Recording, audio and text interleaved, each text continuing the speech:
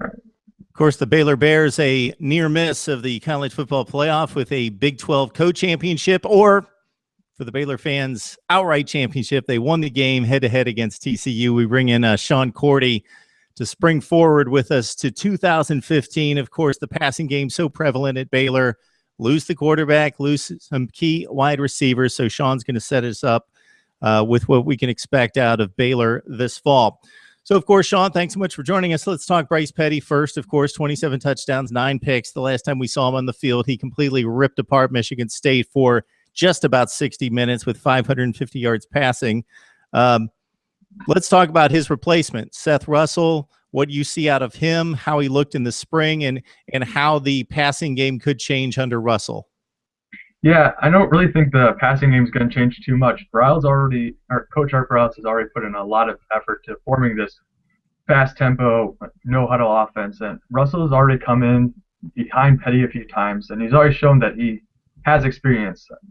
Briles put him under as a red shirt his freshman year, so he already has a lot of experience under the system. So there's really not any concern that he can't learn the system well enough.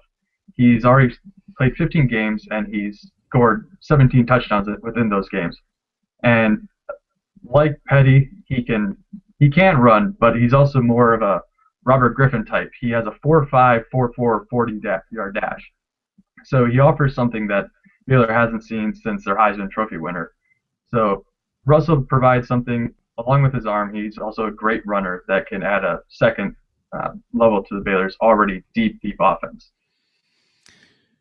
So look at the wide receiver position. Antwaan Goodley gone after catching 60 passes with 6 touchdowns. Levi Norwood chipped in with a couple touchdowns on 35 receptions.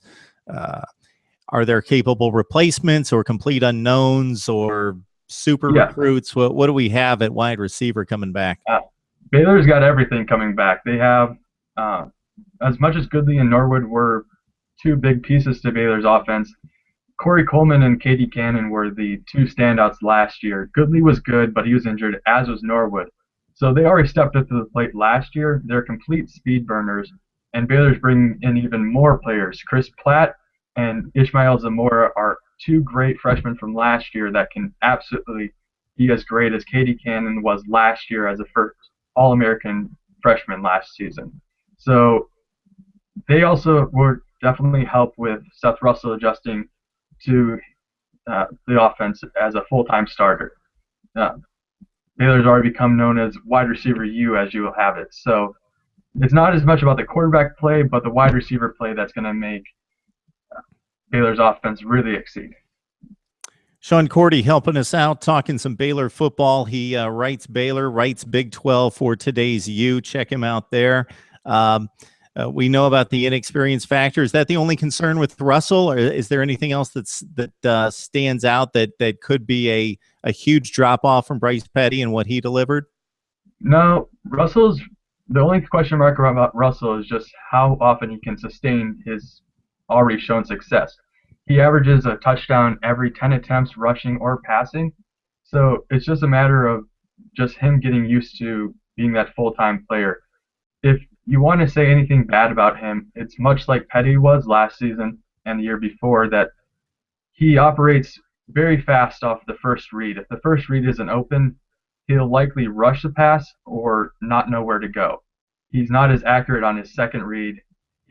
Baylor's offense operates largely on that hot route. But as I've said before, their wide receivers are just so good that it's hard not to look for them and go for that 60-yard deep ball, which Russell had a few of those in the spring game at the Friday Night Lights last scrimmage of the season. Yeah, and I hate to bring up painful memories, but for 3+ quarters, it appeared as though nobody could cover those Baylor wide receivers from Michigan State, and then things happened, and obviously special teams plays and other things, and it was a great football game to watch. Again, Sean Cordy joining us. Check out his work on Today's U, writing Big 12 football, also Baylor in particular, and also he's done some nice work for us. So check out some previous videos if you really want to catch up on the Baylor Bears, because we broke it down this past spring. Sean, thanks so much for joining us. We always appreciate the personnel breakdown. Yeah, no problem. Thanks for having me, Mark.